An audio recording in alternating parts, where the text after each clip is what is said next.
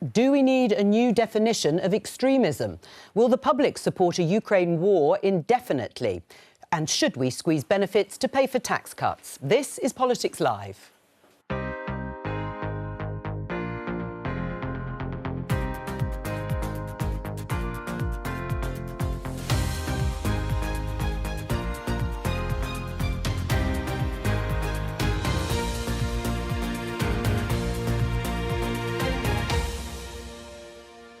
Joining me, Conservative MP and former Chancellor Kwasi Kwarteng, Shadow Environment Minister Emma Hardy, Naomi Smith, the CEO of Best for Britain, a pro-EU campaign group, and political editor of Unheard, Tom McTague.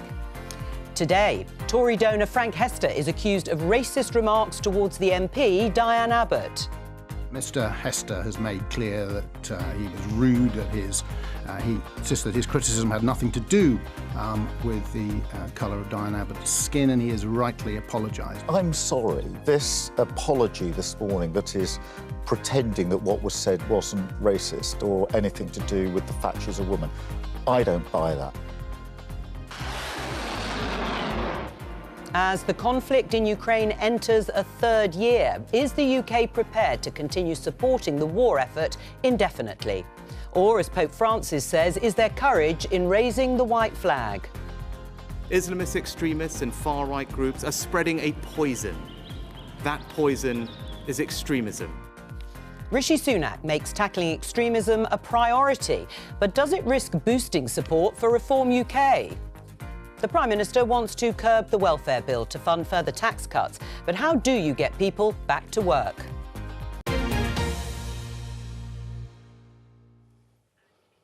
Let's start with the story on the front page of The Guardian. You heard in the headlines, biggest Tory donor. Looking at Diane Abbott makes you want to hate all black women.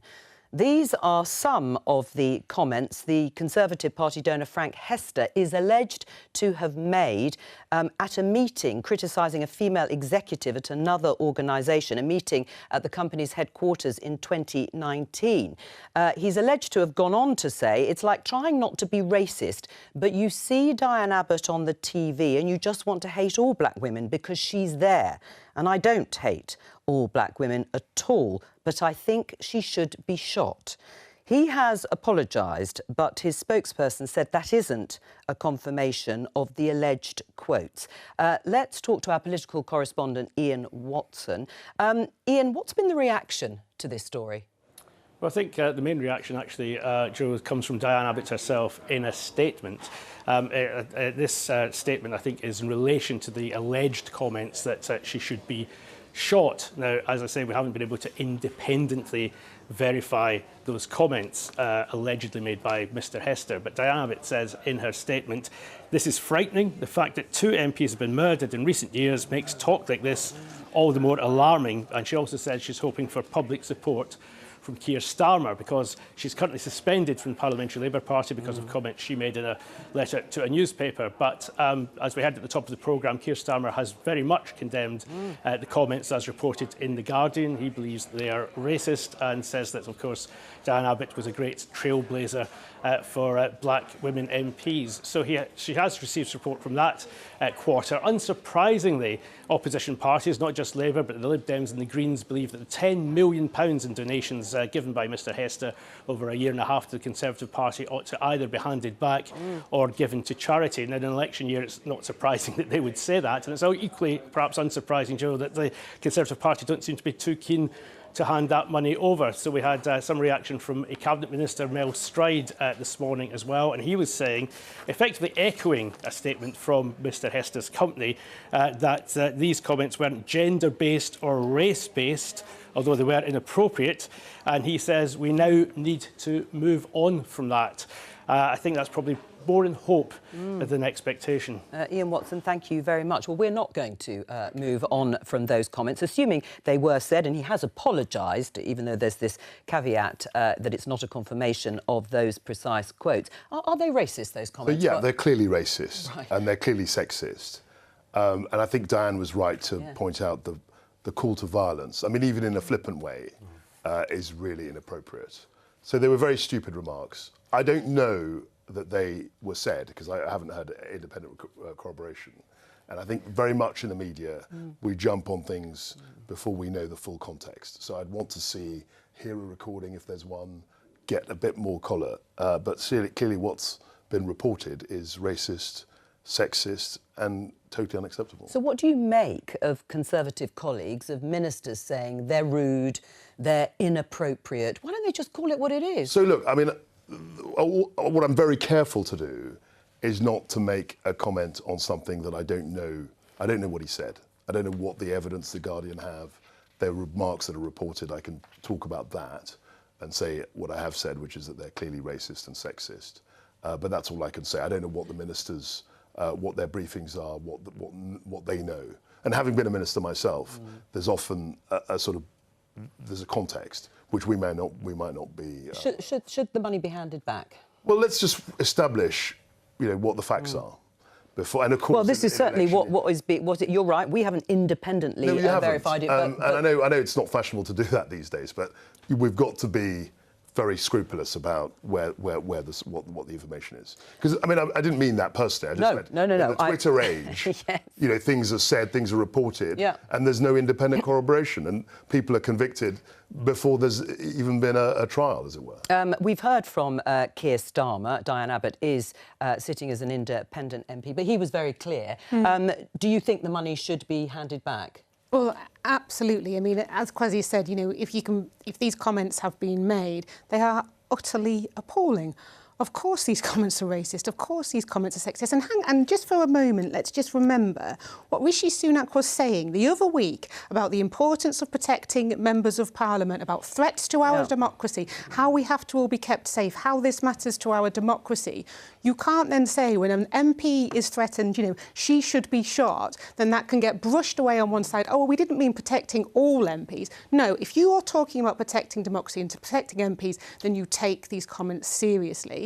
If it is proven that this person has indeed said Diane Abbott should be shot, then Rishi Sunak, if he is a man of principle, which he claims to be, he should be saying, well, we don't want that money actually from you because you're not somebody I want to associate my party with. Right. I mean, the context, we've just heard some of the statement from Diane Abbott. It's frightening, she says. Awful. I live in Hackney, I don't drive, so I find myself at weekends popping on a bus or even walking places more than most MPs. Of course, it's absolutely terrifying if someone has made those remarks. The point that Emma has just made about not accepting donations or handing back money from someone who has said those comments is a question now about should there be rules, further rules beyond what exists now in terms of people making donations to political parties? Of course, and we need to clean up British politics across the board. There is all sorts that needs to be done, and of course let's not forget that an enormous number of Conservative Party donors end up with gongs, and even in our legislature, a cash for honours scandal has pervaded that party for a long time. I think you've got... But it's every party. I mean, let's but not in terms of the sheer volume. Because we've been in government for 14 years. I mean, it does affect all parties. But you shouldn't be able to buy your way into a legislature. And I think if I was Sunak, I would condemn these comments if they have been made. I mean, as you said, Emma, last week he said words matter. Yes. Well, if they matter, and if you suspend Lee Anderson for his comments about the London Mayor Sadiq Khan, then you should be prepared to be much more robust than agreeing that they were rude. He's admitted he said something about Diane Abbott because he's had to apologise for being rude about her. He just hasn't confirmed these exact words yet. I would say that he should give back the money. Okay. And if not, donate it to an anti-racism charity. Absolutely. Do you think there should be new rules, more rules? Where would you draw the line in terms of responding to a case like this? I'm not sure there needs new rules. Everyone knows that these comments are racist and sexist and completely absurd. I mean, it just seems to me that there's like this stench of death now attached to this government. It's just one scandal after the next, and there's nothing that the Prime Minister can do about it. They just keep coming, and he just is like playing catch-up, and the country is just sort of, you're turning away in kind of horror at the moment. Kwasi, what do you say? I don't quite agree with that. I don't believe that we're 28 points behind. That's what I'm hearing on the doorstep. We're in a difficult place. I totally accept that. But I think that, I don't even know when the election will be. People are saying May. I don't think it'll be in May. and I think there's more time. And as the time progresses, there will be a lot more scrutiny on what Labour have to offer, what Labour are saying. And I'm pretty sure that the polls will narrow. But I don't deny we're in a difficult place. Well, let's talk about one of the issues that will be talked about and has been already following the budget. In the Times, Rishi Sunak, I'll squeeze benefits to fund more tax cuts for workers. This, of course, is following the announcement by Jeremy Hunt of a further 2p cut in national insurance contributions. Do you agree with him on principle? So in principle, I think you have to, and I'll answer the question broadly. If you're going to have tax cuts, you've got to have a sensible offer on spending. And that was one of my biggest regrets in terms of the mini-budget that we introduced, that we had a discussion within government. And I was very keen that we actually present the spending side of the ledger at the same time. Because that was the reason, in part, that it was completely rejected by the market. And you've got to have the courage to have that conversation. Now, which bits you spend less on, or where you slow the growth in spending, that's a matter of debate. But you've got to be able to say that this is what you're doing. So can I just ask then, surely you must look at the government's promise for this £46 billion black hole, and they're going to abolish national insurance. Somehow they're going to find £46 billion. Surely you don't accept that sensible, realistic? Well, just to explain that this was an aspiration, an ambition that Jeremy Hunt... but Jeremy Hunt set out... It was an aspiration, it wasn't... You can't support broadly, that, do you surely? support When you introduce it, no, I can support it, but I want to show some restraint on spending. Now, these aren't cuts. I mean, it's difficult to... Hang on, Emma, let him finish and then come back to you. Look, I know it's difficult to explain, but it's not a question of just simply cutting the spending. It's slowing down the growth of the spending. Yeah. So the problem we've had is that the spending is growing very fast,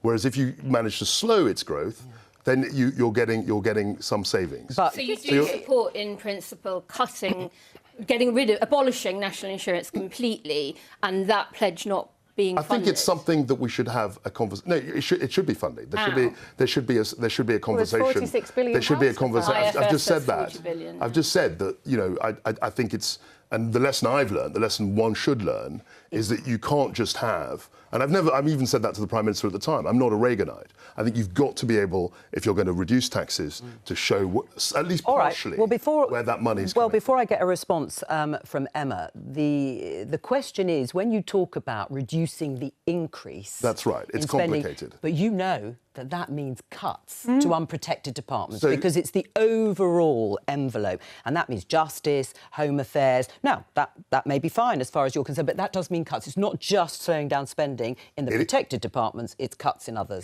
It's slowing down the rate of growth of spending. Now, of course... But we've seen the OBR figures, it's 3.5% cuts to unprotected departments. A lot of it is obviously driven by what growth rates you can get. And that's something which I was very focused on, which I'm sure Labour will have to be focused on. Yeah. And if you can get reasonable growth, then, of course, that puts less pressure on the spending. OK, Emma, on that, in principle, Labour is also happy to squeeze benefits more, perhaps have incentives to get people back to work in order to fund those tax cuts that you've backed for workers.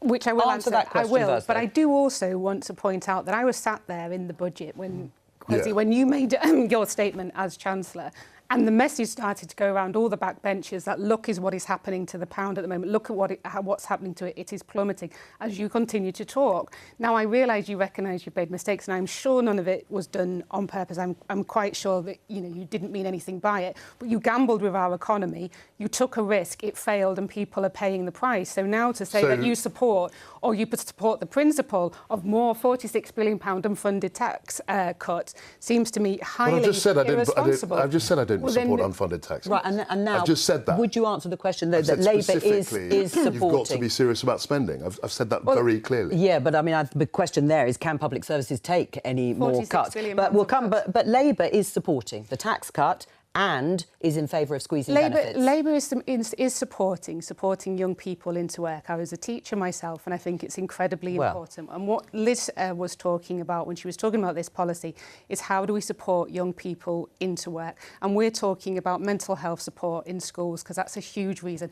And let's address the elephant in the room. What's one of the reasons that people aren't currently in work on sickness benefit? It's because they can't get an operation with the NHS, because waiting lists are at £7.4 million high. high. That is a huge reason as well. I talk to people in my constituency who would love to be back at work. They're waiting for a hip replacement, they're waiting for a knee replacement, they're in pain. Yeah, and that's absolutely... These are the problems people face. So part of our package in supporting people back into work is let's address the mental health problems that we have in some of our schools. By spending money?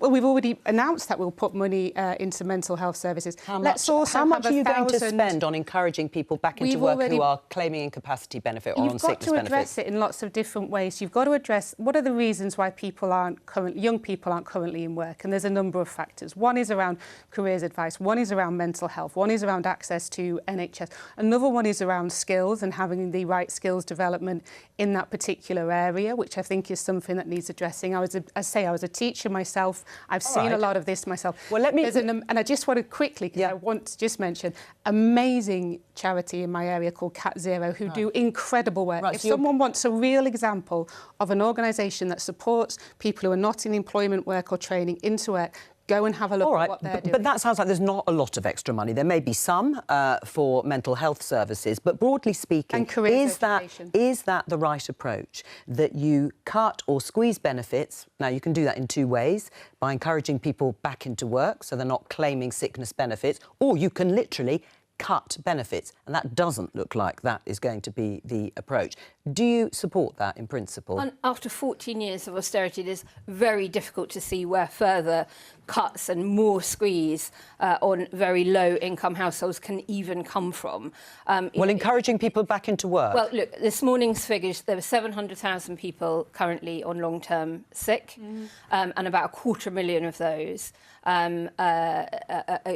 suffering conditions like long COVID, a consequence, again, of the government's response to the pandemic in the early days, allowing the virus to run rampant. These people with chronic fatigue who simply can't get back into work. It's incredibly difficult. And to suggest that they have their benefits squeezed in order to fund tax cuts, it's a bit rich coming from the richest MP and Prime Minister we've ever had. So big picture, we've got 5 million people in this country of working age who, for whatever reason, are not working. It's a huge number. 2.8 million, I think, is the figure who are on sickness benefits, long-term sickness. That's right, but the overall envelope is something like 5 million, and it is surely a legitimate question to ask: how are we going to get more people back into work? And how do you do it? That's entirely legitimate. That is a legitimate question, but it's got to be around getting them the access to health support. I agree with that. Need, around mental health support, around as well identifying gaps in training or skills that might be required for those people. But lots of those things aren't currently available. I agree with all of that, but there is a question about the level that you're spending on benefits, just as there is a question about the level you're spending on public expenditure.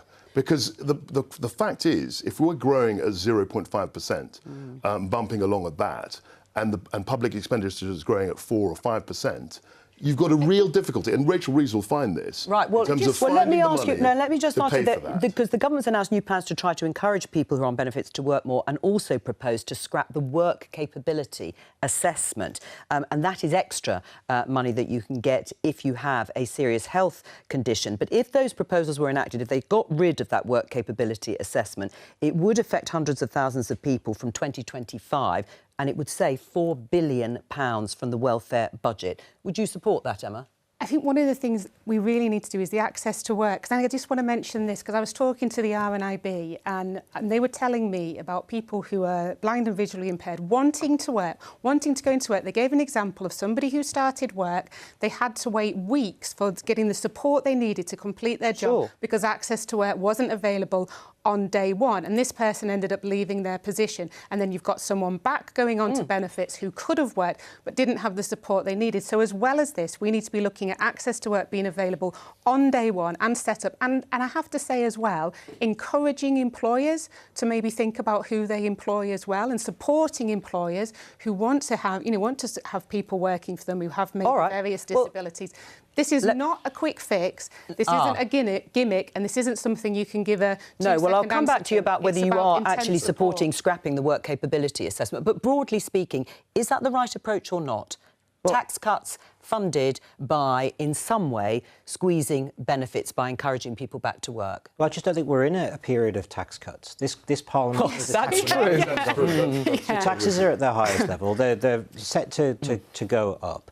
Spending is being held per person, being frozen at the level it is today. I think whether it's the Tories or Labour in government, we're into a period of very, very difficult choices because we're spending far more on our debt interest payments at the moment. It's just a world of pain. We are a poorer country than we thought we were, and we're going to have to start dealing with Well, and that might require more honesty from both parties. At Best for Britain, we do something called the Scandalous Spending Tracker. We've been tracking wasted and scandalous spending by the government since 2019, and last month it topped out at 125 billion. You know, 25 billion would be enough to double the size of the British Army, for instance. You know, this is a huge amount wasted on crony contracts and PPE that was useless, etc.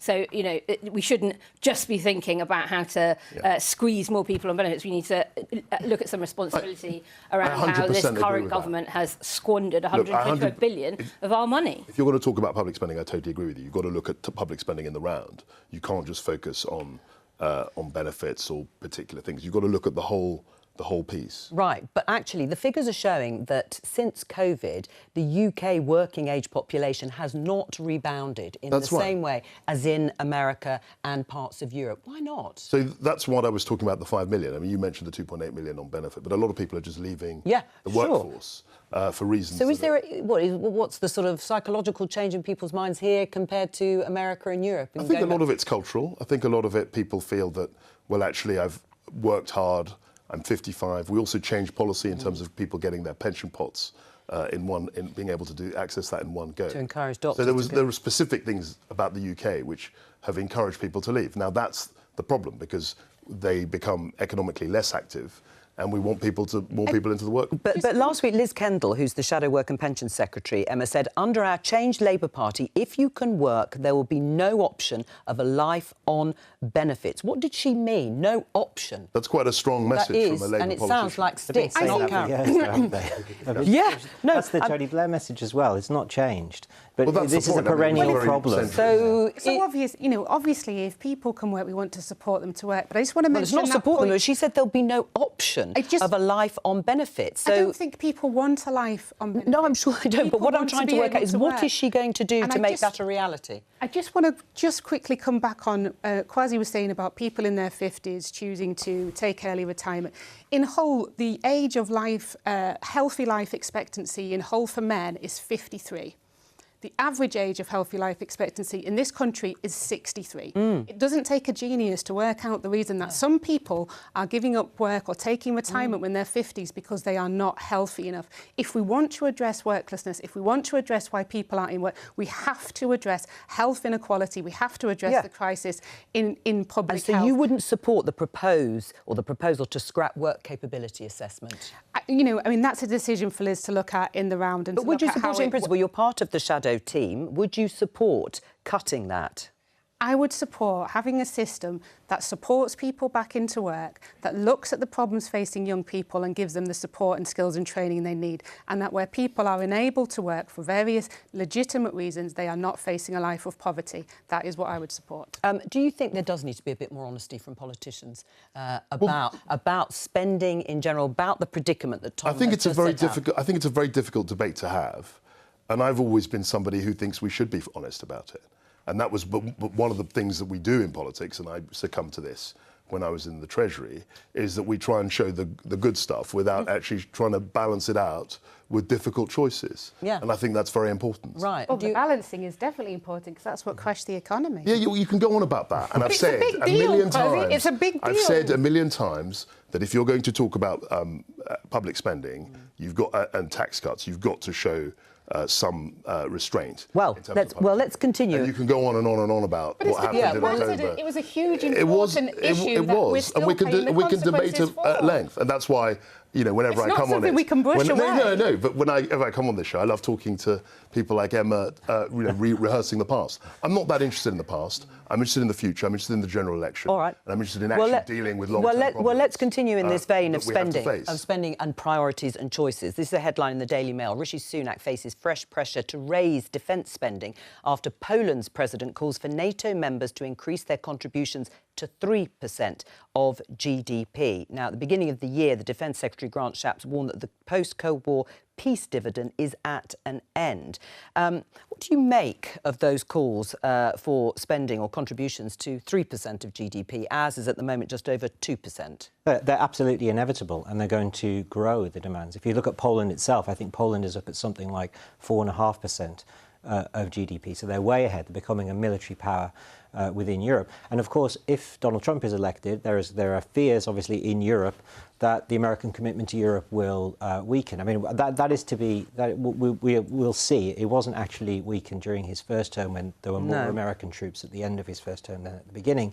But still, there is pressure that is coming. And I think it's absolutely inevitable. I think defence spending will clearly have to rise. If you look at the French at the moment and the British, we're both committing roughly the same amount of money. I think it's something like the latest commitment was about 3 billion euros on the French side. The Americans are looking at 80 billion. So you take away the American commitment, what is Europe going to do? And do we even have the military industrial capacity to even match what the Americans are offering? No, but I think not. There's no question about matching what the Americans are spending. You would have to if they pulled out, wouldn't you?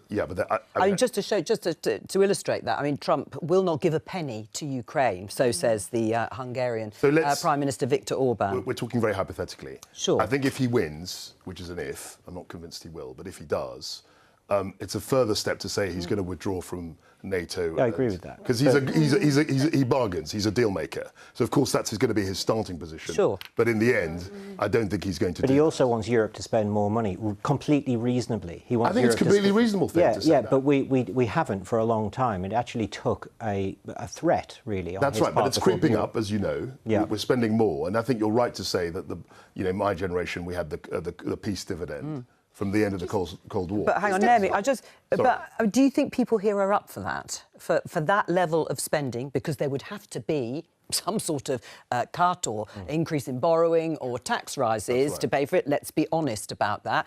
But is it the critical time to bolster our defences? Yes. What did we get involved in World War II for, if not to protect our freedoms, human rights and liberal democracy? And this is what is at stake now. It is a fool's errand to talk about any kind of negotiated settlement with Putin. He is a tyrannical leader of Russia who will not stop. We know that. Look at 2014, the invasion of Korea. He will be on the march and he has to be defeated. And what we need to do is to hope for the best but prepare for the worst. If Trump wins, he will not be an ally with the UK on this. We have to hug our liberal democracy allies in Europe close, and we have to have an EU-UK defence pact sorted out and sorted out quickly, because it depends on it. This is the very fundamentals of our values as Europeans. This is our continent. It is a war happening on our continent, and we cannot afford to not do this. Tom? Well, I'm just not sure we have the capacity to do that. I mean, it sounds right, but I'm not sure. We have to face up to some reality that we might not be able to defeat Putin on the battlefield. I mean, when he is advancing and Ukraine is on the defensive, that is a fundamental problem. I mean, there are a couple of things here. So I think you're right to say that Ukraine is under a lot of pressure. But if you look at the EU and look at our economic capacity, we can support Ukraine.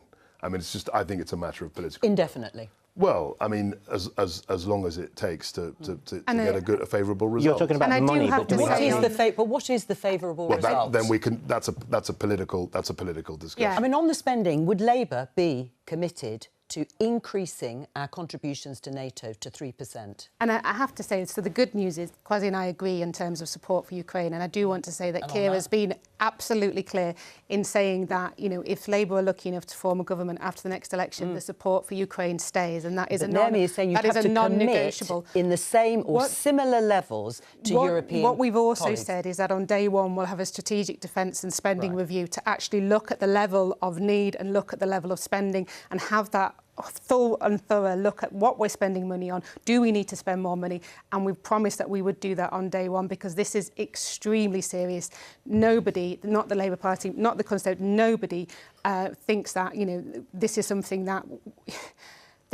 that we can just brush away. This is very important, and there is cross-party support for Ukraine. There is cross-party support for defending Putin, and that, I'm very pleased to say, will not change no matter who's in. And I think what Naomi said about Putin is 100% right. Absolutely. The idea that you're going to somehow do a deal with him now, and he'll go away and behave forever is unrealistic. Yeah. Right. Well, I mean, at the weekend, you may know that the Pope was asked to comment on a debate between those who want Ukraine to seek a settlement with Russia and those who argue that doing so would legitimise aggression. Here's some of what he had to say. The word negotiate is a courageous word. When you see that you're defeated, when things are not going well, you have to have the courage to negotiate. One may feel shame, but how many dead will the war end up with? One should negotiate in time, find a country that can be a mediator. Naomi? Look, Putin is running a mafia state. He is a tyrant. Of course, everyone would prefer to pursue diplomatic means, but Putin won't settle for peace. We know that. He will keep encroaching ever further west, particularly if Trump gets his way with NATO. You know, Trump is just feeding straight into the Putin playbook there. If he wins. If he wins. And you know, then what happens? You know, as I said earlier, I just don't think we can afford not to do this. And I think an EU-UK defence pact, you know, increasing manufacturing capacity quickly, doing all of that is a matter of urgency. It needs to happen. Right. I mean, the UK has pledged, this is according to the House of Lords Library earlier this year, almost £12 billion in overall support to Ukraine since February 2022. 7.1 billion of that is for military assistance. Now, the UK has, as demonstrated here, been a staunch supporter of Ukraine. How willing, though, do you think the public will be to continue supporting in those sorts of figures in terms of money? 70% so far say they care who wins, compared to 64% in the USA. I think it's a really difficult question because we ultimately don't know, do we? I mean, it's a place that seems remarkably close in a way that people are driving there to deliver aid. That's actually, you know, that feels very close. So I think people feel it. They feel it deeply, but at the same time, they're also particularly squeezed. So they're not having to face up to that. There's still support in the communities. I mean, I know there was the anniversary recently, and where I am in Hull, they were putting on public events. They were still showing that support. People were sending messages. You know, there's still an awful lot of support. Also Ukrainians in schools with their children. Exactly. The children are mixing and they're talking. I think Emma's right. From what I've seen, I don't see much flagging of support. And also, you've got to remember that people in this country, they've seen on the news Putin sending assassins essentially to Salisbury and doing things in this country, and they intuitively understand that this man is not someone that we should be. The question, though, is about how much and what we're willing to do. Because if you look at what Putin's doing in Russia, he's turning it into a war economy. Now, that's not what we're talking about in Europe. We're talking about small amounts of money, essentially. That's right. So are we willing to change the nature of our economy to save Ukraine? I think we're talking about totally different things. I mean, the size of the Russian economy, the last time I looked, is something like, I don't mean to denigrate or be dismissive, but it's not a very large economy when you compare it to the EU and Britain. So, you know, it's all very well him turning his economy into a war economy. We don't have to do that to make sure that the Ukrainians are properly defended. They can produce things cheaper, can't they? They can produce things cheaper. That's true, but you know, the Russian economy last time I looked is probably a bit about the size of Spain. I mean, one country in the EU, which isn't even the biggest economy. So if you take the whole of the EU and you take Britain as well, you've got potentially far more economic resources than Russia can command. Now, I'm not saying so to say that they're in a war economy, so we have to be in one, I don't think is right. We might have to be in more of a war economy than we are today. And we certainly will if we don't do more now, you know, stop the threat while we can. Yeah, and just as a final point then, because there has been some debate about how we would recruit people to the armed forces. There's been the mention of conscription. I mean, that does take it to another level, doesn't it? I don't want to be alarmist about this. I think what we need to do is to work with people in Europe, people across the world, and give a good offer,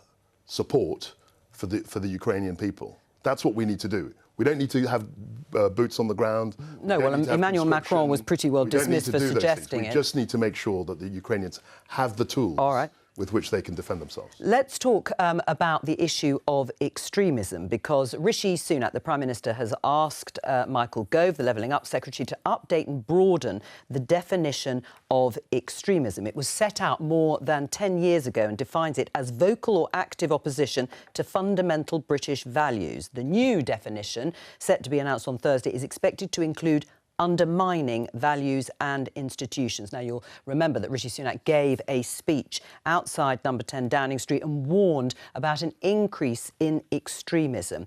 I mean, Kwasi Kwarteng, do we need a new definition? I don't think we do. I mean, but having said that, there are things that are happening now that weren't happening 10 years ago. I mean, with the growth of social media, you've got these spot demonstrations. A friend of mine, Tobias Elwood, with his 2 children, was essentially besieged in his house by demonstrations. So you're seeing things that you haven't seen before. And I think again, it makes sense to try and update the definition to capture what is essentially new things. Do you think Frank Hester's comments, if it turns out he did say them, would fall under this definition, the new proposed definition, intolerance, hatred and violence against people? Well, that's why people are questioning whether you need to have a new definition, or are there going to be groups, perhaps, I'm not talking about Frank Hester, but groups of people saying things who could be caught up under that definition of extremism, and perhaps wrongly so? Well, I think it's absolutely fine to say that we need to look at the definition we have and whether it needs updating. Right. I think that's absolutely fine. But if you're going to update the definition, then we need a policy to actually enforce it. And at the moment, we're 9 years on from our counter-extremism strategy, which hasn't been updated for the past 9 years. And we also, if we're going to write a new definition of extremism, then it shouldn't be political. This needs to be done cross-party. It needs to be consulted on. It needs to bring in the widest definition, from different people in society coming together. This should not be about party politics. So we shouldn't... If this is about defending our country, about defending democracy and stopping extremism, then let's come up with a definition, which the majority of people would accept and would adhere to, and have a strategy to actually do it. I mean, it should be. It should be sounds good, but the transparent. problem with that is that it could take a very long time. But we've waited 9 years for the counter-extremism review. That everyone is satisfied. I mean, it's interesting on the politicising it. Sorry, Nemi, because the news headline, ex-Home Secretaries, 3 of them, Amber Rudd, Priti Patel, Sajid Javid. Thank you, and Sajid Javid, I can never remember them in threes, warn against politicising extremism. Is it being politicised? Well, look, I think, look, Kwasi knows better than anyone that if you're a Conservative minister who does something unpopular with Conservatives, it should give you pause for cause when you've got, as you say, Amber Rudd, Priti Patel, Sajid Javid, and the Countryside Alliance, I hasten to add, saying this isn't good. I think that maybe Gove would I mean, I don't think Amber's even in Parliament. I mean, the other 2 are backbenchers. And ministers are under particular pressure. She was a Home Secretary. I'm not denigrating that. I'm just saying that there is a massive difference between when you are actually a minister and responsible for the policy and have to answer for it in the House of Commons and broadly, between them and people like me people like me who are backbenchers. But it's about the principle, isn't it? Should the definition of extremism be politicised? Now, you've said no, I've said no. I think everyone on the panel would probably agree. No, it shouldn't. So therefore, how is it being politicised? That's the point. We're waiting to see. We're waiting to see it being published. He would be saying, "I'm not politicising." Of course he would. Of course. Of course he would. But one of the problems, Tom, is when you look and watch Rishi Sunak giving a speech like the one he did, which was following and probably in response to months of demonstrations, pro-Palestinian demonstrations on the streets of London, and also following the election of George Galloway to Parliament. Does that look like politicising this issue? I mean, it does look like it, but I mean, the job of a Prime Minister is to be political. Exactly. I mean, he's done if he doesn't. He's done if he doesn't. If he'd said nothing, people would be saying, why are you saying nothing? Why aren't you getting engaged with this around Be transparent about who you're talking to and how you're writing it. Be transparent about it. And then when he does say something, he's politicising it. I mean, I just think... Sometimes that criticism just means I disagree. Or I want to politicise it myself by saying you're doing something I think we should just be concerned about the potential for it to be open to abuse. This is a man who gave himself extraordinary powers through the Elections Act, and he can now direct what was the independent regulator of the Electoral Commission. So he's got form in this. Obviously, this government has also delivered the Police Crime and Sentencing Act, which has made it much more difficult for us to protest. And it is also worth saying the vast majority of marches and marchers do so very peacefully. Yes, I mean, this is the headline in the Financial Times. Rishi Sunak's focus on extremism risks boosting Reform UK, warned Tory MPs. Yeah, I mean, what do you make of that? I mean, that's obviously following Lee Anderson, who was a former deputy chairman of the party, saying, I want my country back and I am joining Reform. I think that's a fair argument because, and we saw this in Holland, you know, when the far right, essentially Geert Wilders, came in, the centre-right party were talking about immigration the whole time. And so if you talk about the issue, the risk is that the people on the extreme, if you like, can benefit from that. And I think that's a fair point. Right. However, I still think that if you're Prime Minister of this country and there is a serious threat, there is serious deterioration in terms of people protesting, menacing, threatening MPs, I think you should say something publicly about that. Right. Though, to sort of besiege an MP in their house rather than just... But there are laws already. Yes, you could move people on. The police could move people on. I've been an MP for 14 years. I've never seen anything like this. Yeah. So there's nothing wrong with wanting to update the definition of extremism. But as I say, I do want to make the point again. If you're going to update the definition, and let's say you update the definition and most people broadly agree with it, you still need to be able to tackle it. You still need a strategy for tackling it. What do you think the strategy should be, though, for tackling if you think, like Kwasi Kwarteng, that there has been an increase, an intensification of the sorts of scenes that we are seeing?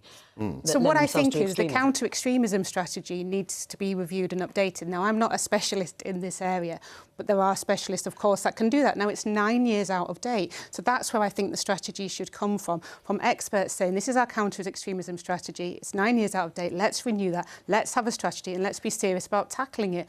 And also, just to rewind back to the beginning of the show, if somebody threatens to shoot or says another MP should be shot, take that seriously, even if it's one of your allies. And there are hate speech. There are hate speech laws, and there are hate speech laws that, of course, are in place. I mean, I hate to bring it up, but the last 8 years have been very difficult. And we've had 2 MPs already been assassinated. Yes. Yeah. We're seeing all sorts of things on social media. We're seeing demonstrations coming out of nowhere of increasing violent nature. I mean, in terms of what they're expressing. And I think the situation is different and people need to be aware of that. But on the other hand, you don't want to limit people's right to freedom of expression. I'm not saying that you are, but there is always this balance. I mean, Naomi's right in the terms of the volume of legislation that has been introduced to sort of tackle all these issues is there for everyone to see. So you do wonder whether any more is needed. I mean, you know, briefly, there are reports that Michael Gove will actually name some of the groups under parliamentary privilege that could be now included under this definition. Do you think that's wise? I think it makes sense to do that. Oh, you do? I think it does. I think you've got to be upfront about where the risks are and who poses the risks with people generally. Okay. Because otherwise people won't know whether, you know, who the interdicted, the groups are. And it's at that point we may find out whether this is nakedly political or not. I think transparency is a good thing. I mean, I don't like the idea of, you know, people in the Secret Service or whoever in the police knowing which are the banned groups and nobody else knowing. Yeah. I don't like that. Well, Emma, do you agree with that? I'm cautious about whether that is a good decision or not, which is why I think we need to take politics. Well, because I think if we're being, you know, any country, any Prime Minister, anybody needs to take extremism seriously and shouldn't be just using it for political gain. Therefore, I would be wary of anything that's seen to be using it in that way. And what I would urge is instead a more calmed, more sensible, dialing it down a bit, and let's come to some kind of consensus on that. I think that is fundamentally important because I believe everyone on this panel cares about protecting democracy. Agreed. And I think everyone on this panel cares about threats to members of Parliament and some of the things we've seen. So let's channel that where we have agreement. Let's bring it down a notch and let's come up with something we can all agree on. I mean, I remember that, you know, this is a very long time ago when John Major was Prime Minister. He actually named, you know, far-right groups that were banned, that shouldn't be around. And I think that's entirely Sunak can say whether or not Lee Anderson's comments have been racist towards the London I'm afraid its donors you can all continue talking, but that's all we've got time for. All the programme. Do join me tomorrow at 11:15 here. Of course, it's Prime Minister's Questions. Bye-bye.